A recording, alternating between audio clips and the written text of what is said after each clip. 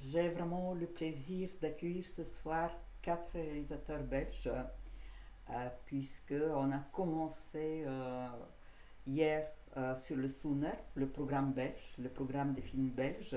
Nous avons 9 films en compétition et je suis vraiment très heureuse parce que cette année nous avons une compétition belge très forte avec des films questionnants, innovants. Beaucoup font partie de notre nouvelle thématique qui explore l'espace intime, les relations intimes. Et donc, premier invité est Karima Saidi avec son film Dans la maison. Karima, vraiment, j'aime beaucoup, beaucoup votre film. Il m'a beaucoup touchée. Euh, Peut-être parce qu'en fait, j'avais voulu faire un film sur mes parents qui sont partis très vite et que je n'ai pas pu faire. Mais voilà. D'abord, félicitations pour ce beau film et pour votre beau travail.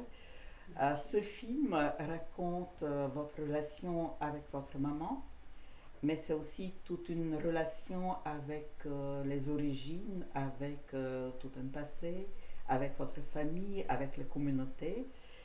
Et c'est un film, j'étais impressionnée par le travail d'image et de son dans le film. Euh, mais avant de vous poser quelques questions, peut-être voyons un premier extrait, donc qui est le début du film et qui est très très beau. ماما ماما شنو بغيتي تسند؟ بغيتي تسند في القرآن ولا في الآلة؟ أنا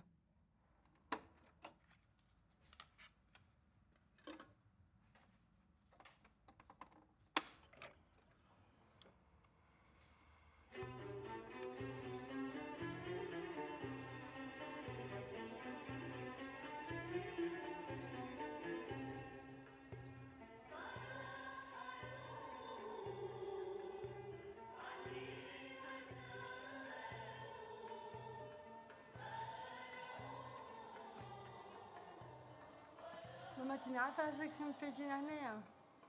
آه فايتينا. ما بحصلني باين؟ بحصلني كيف عملوا هاد السبينية؟ سنية غايطة وفين جات هاد السبينية بايتة؟ لهنا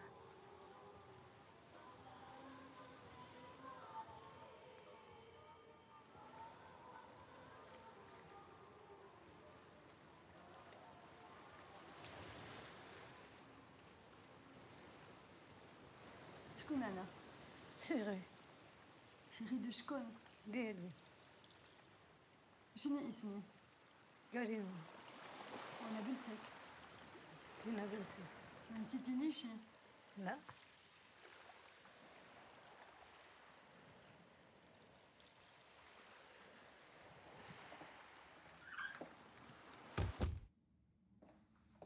ماما دابا غادي نمشي.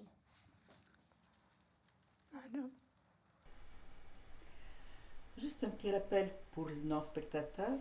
C'est un film qui raconte votre relation avec votre maman. C'est vous dites dans le film Maman, je fais un film sur toi parce que j'ai envie de te comprendre et de te connaître. Ce film est réalisé à la fin de la vie de votre maman qui était malade. Et dans le film, il y a beaucoup de pistes, beaucoup de symboles, beaucoup d'éléments qui reviennent. Et donc, dans ce premier épisode que nous venons de voir, qui est l'épisode avec vous lui posez la question, maman, quelle musique tu veux écouter, la musique andalouse ou le Coran.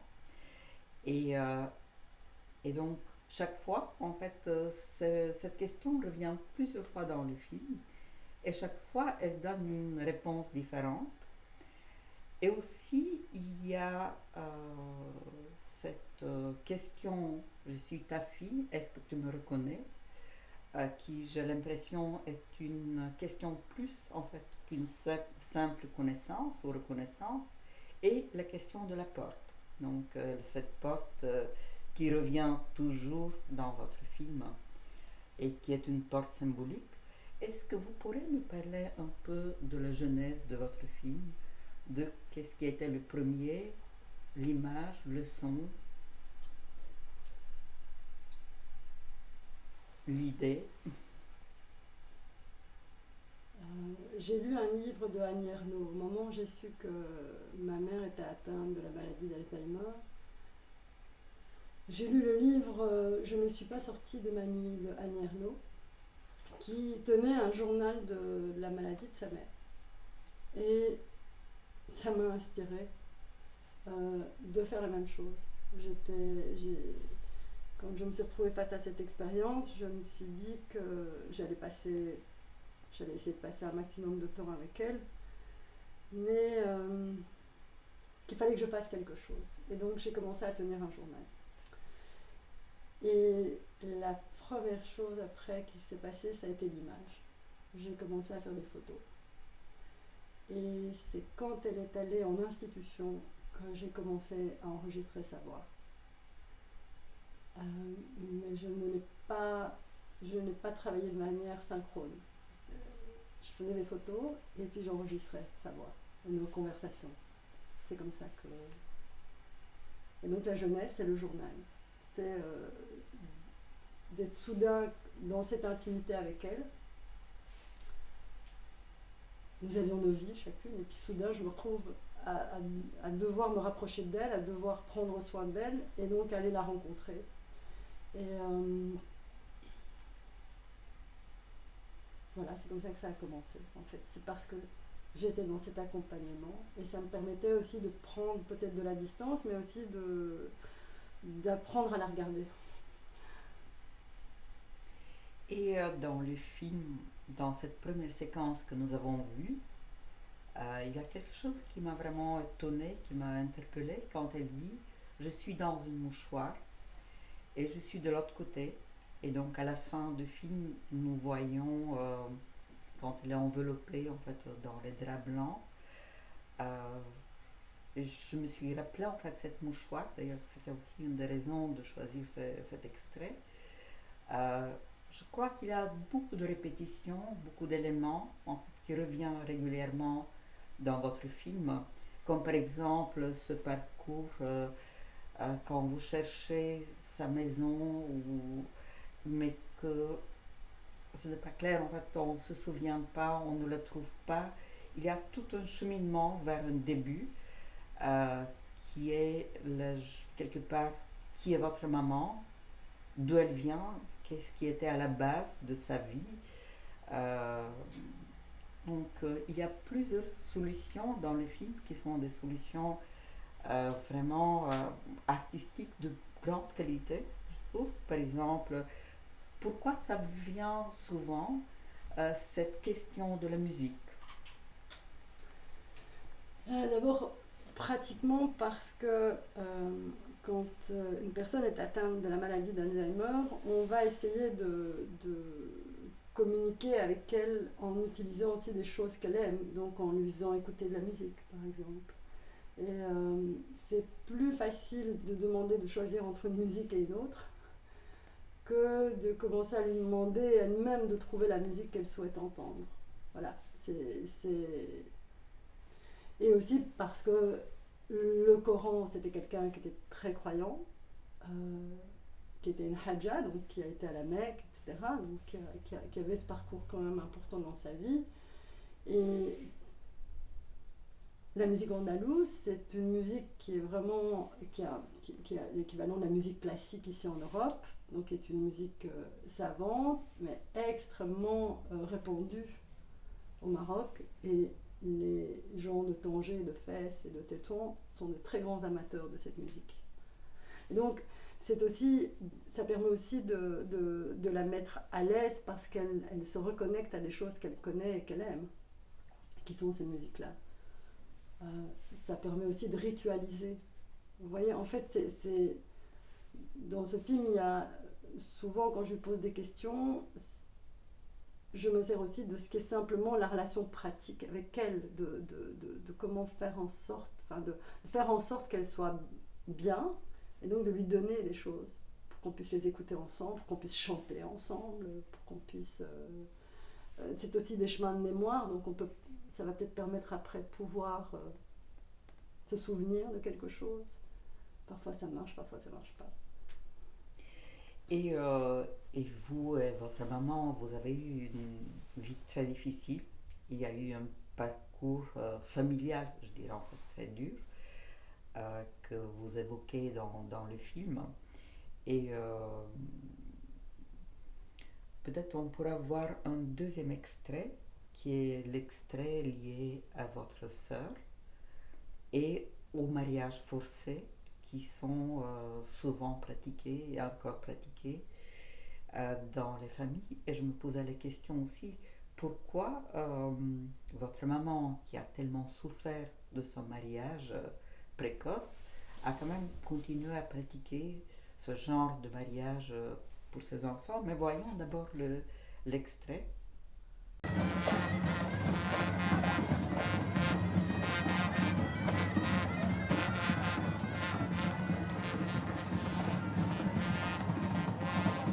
العروسة والعروس. أنا شفت وقفة. سؤال. علاش؟ ماما شنو تخليك في راسك؟ علاش جوجتيها؟ علاش؟ أنت ماشي تنطعني. علاش وماشي علاش. قلت لي الأغنية أنا بديتها لك. ما أمينة عندها 15 عام، ديتيها المغرب وضربتي لها صداق.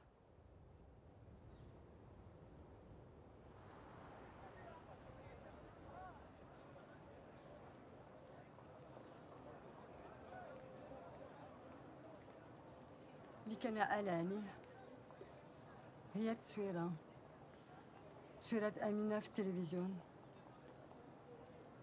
بعد الصداق رجعنا لبلجيكا وأمينة خرجت من الدار، هربت، دابت.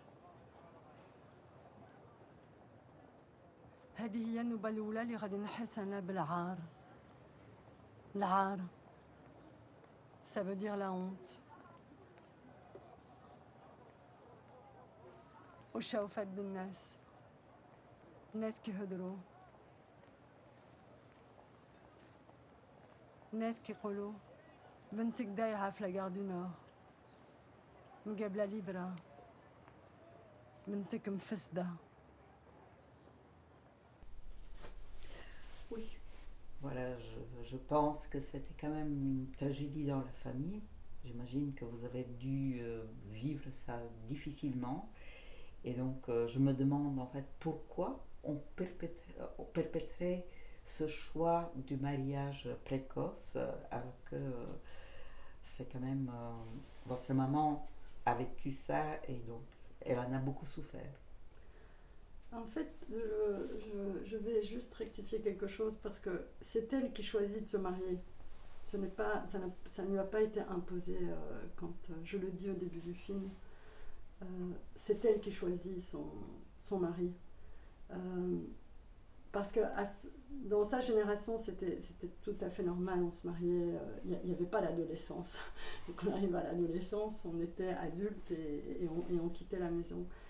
Mais pourquoi est-ce qu'elle reproduit ça en arrivant en Belgique?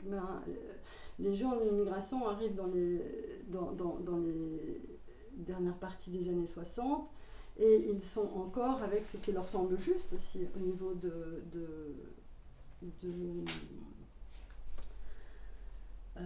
des traditions, des habitudes. C'est normal de marier quelqu'un jeune. Il a fallu qu'elle soit confrontée à l'expérience de voir sa fille partir pour se rendre compte. En fait, c'est l'expérience qui va lui apprendre que c'est pas le bon chemin. C'est pas ça qu'il faut faire. Mais j'ai l'impression que les communautés et le fait en fait qu'il y a beaucoup de communautés qui sont finalement assez fermées ici à Bruxelles, qui vivent par exemple une petite communauté marocaine et des gens qui vivent entre eux et qui se transmettent en quelque sorte les traditions et les obligations de respecter certains coutumes. Parce que dans votre film, donc, on voit le cas de votre sœur, on voit aussi le cas de vos frères qui n'arrivent pas bien à s'intégrer, à naviguer entre deux communautés. Et aussi, quelque chose qui m'a impressionné, quand vous dites dans le film, et les gens parlent, et le regard des gens. Et donc, on a l'impression que le regard des gens dans la rue, les gens autour, quelque part, influence beaucoup la vie. Et aussi, vous avez dit plusieurs fois, maman, ici tu es en sécurité, tu es en Belgique, tu es en sécurité. Quelle est en fait cette expérience? Est-ce que vous avez fui cette communauté? Est-ce qu'en fait vous avez... Quel était l'impact sur vous-même? Je pense que d'abord, et peut-être parce que j'ai été au bout de ce processus, on a plus un fantasme de la communauté que ce qu'est la communauté vraiment. C'est-à-dire que on projette beaucoup de choses sur la communauté. La communauté est fermée, mais la communauté, pour moi c'est une vraie question et c'est en chemin encore. Qu'est-ce que c'est la communauté? Parce que je fais aussi partie de la communauté. Je suis d'origine marocaine, je suis issue de l'immigration, je fais aussi partie de cette communauté. Et nous sommes pleins à faire partie de cette communauté, de générations différentes et avec en fait des avis complètement différents. Mais ce qu'il faut peut-être voir, c'est que, et là je vais vraiment taper sur les médias parce que je ne peux pas faire autrement, c'est pourquoi est-ce qu'on stigmatise toujours la communauté?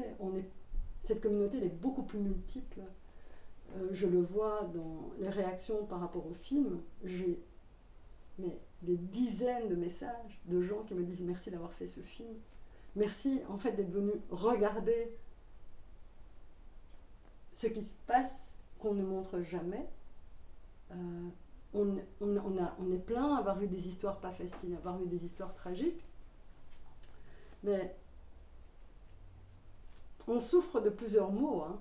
On est toujours enfermé dans quelque chose en fait. Ou on est comme les Occidentaux, ou on doit être où on est comme des Marocains, mais nous on est mixte, on est complètement mélangés, on se réinvente en fait. D'ailleurs le film, il est ça aussi. S'il est objet, s'il existe en tant que tel, c'est précisément parce qu'il est issu de cette communauté, parce qu'il porte un regard sur cette communauté à la fois très aimante et à la fois avec des questions. Pourquoi est-ce que... Je pose quand même une série de questions dans le film où j'ai pas de réponse et où j'essaye un petit peu de renvoyer chacun face à lui-même et face à ses peurs. Souvent, on a peur, mais on a peur de quoi? Je pense que c'est plus dans notre tête, réellement, que dans la vraie vie. Oui, il y a des choses, mais traiter quelqu'un de divorcé, de femme... Aïcha a divorcé, je pense que quelqu'un le dirait aussi venant... Enfin, un belgo-belge pourrait aussi dire ça. Ah oui, un tel l'a divorcé. Mais pourquoi est-ce que c'est un traumatisme? Pourquoi est-ce que... Vous voyez, c'est plus de cet ordre-là, en fait. C'est plus de l'ordre du fantasme, je dirais. Je suis sûre que tout est dans notre tête.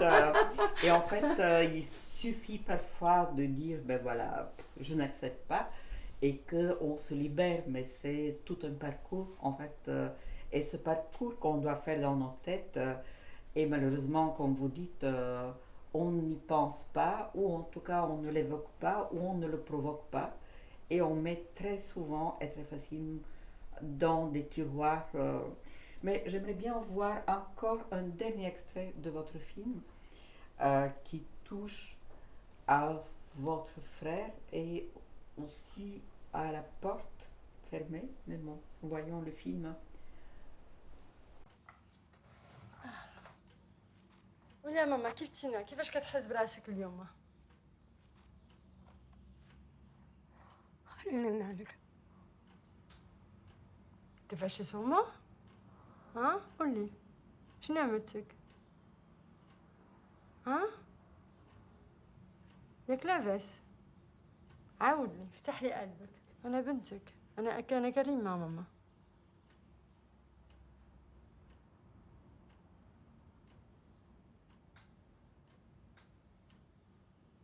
T'es triste, t'es fâché.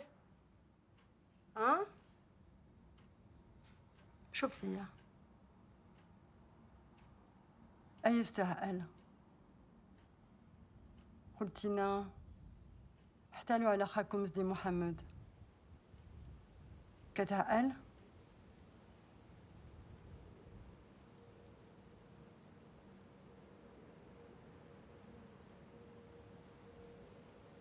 ضربوه في كوميساريات بوليس.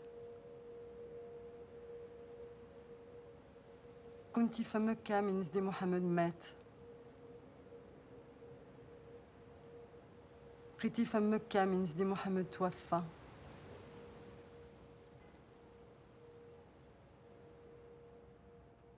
طلتني نعود نساعد. شنو غتعمل من تحت؟ نهضر معاهم.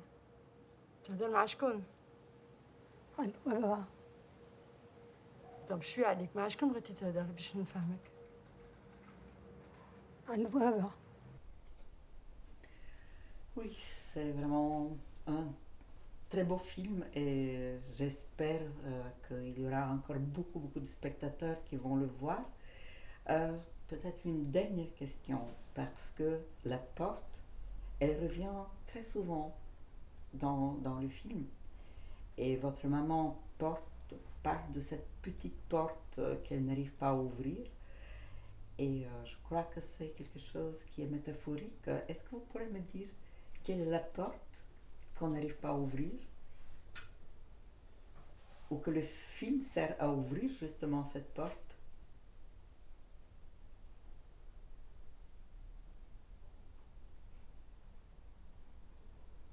Je vous laisse trouver la réponse. Là, je vous laisse trouver la réponse. Donc on laisse aux spectateurs qui vont voir le film à trouver la réponse et la clé de la porte. En tout cas, bravo et encore une fois merci d'avoir fait ce film, d'avoir fait ce parcours. Il vous a pris combien de temps à le réaliser? 6 ans. 6 ans. 7 ans. 6-7 ans, ben, voilà. Je pense que c'est devenu une durée normale de documentaire parce que c'est quand même, ce sont des vies qu'on raconte. Merci beaucoup et bonne chance. Merci Zlatina. Merci. Et en tout cas, on se reverra, j'espère, en salle avec les spectateurs. Merci.